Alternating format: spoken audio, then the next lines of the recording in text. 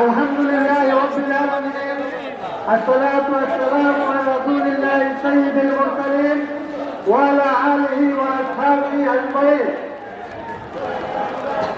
বাংলাদেশ জাতীয়তাবাদী দল হবিগঞ্জ জেলা শাখা এবং বাংলাদেশ জাতীয়তাবাদী অঙ্গ সংগঠন কর্তৃক আয়োজিত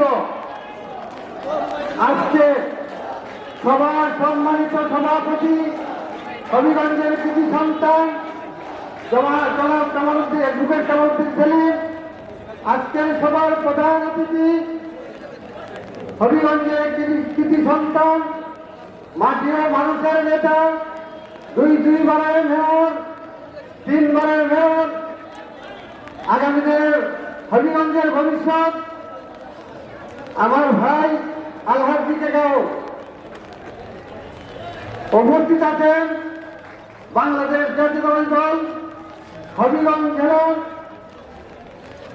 আহ্বায়ক কমিটি, সম্মানিত যুগ্ম আহ্বায়ক বৃন্দ, অঙ্গ সংগঠনের নেতৃবৃন্দ, মহিলা দলের নেতৃবৃন্দ, হবিগঞ্জ জেলার সর্বস্তরের স্বেচ্ছাসেবক দল, যুব দল, ছাত্র দল, সর্বস্তরের কর্মী ভাইয়ের আসসালামু আলাইকুম ওয়া রাহমাতুল্লাহি ওয়া বারাকাতুহু। আপনাদের সাথে আমার দীর্ঘদিন পরে দেখা, এই মঞ্চে এই জায়গাতে 13 বছর আগে, আপনাদের 13.5 বছর আগে দেখা হয়েছিল। এরপরে আমি আর দেশে আসতে পারি নাই। আপনারা যেভাবে নির্যাতিত ছিলেন, আমরা প্রবাসের থেকেও নির্যাতিত ছিলাম। প্রবাস থেকে আমরা আসতে পারিনি। সারা বিশ্বের প্রবাসী যারা আছে সবাই কোনো না কোনোভাবে নির্যাতিত।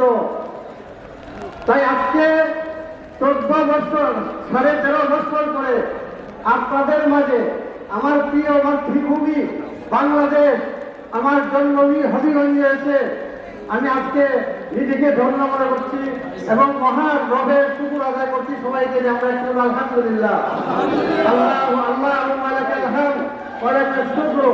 আল্লাহ পাক আমাদেরকে এখানে নিয়ে আসছে, এই জন্য আমি আবারও আপনাদেরকে আমি আল্লাহর শুকর আদায় করছি।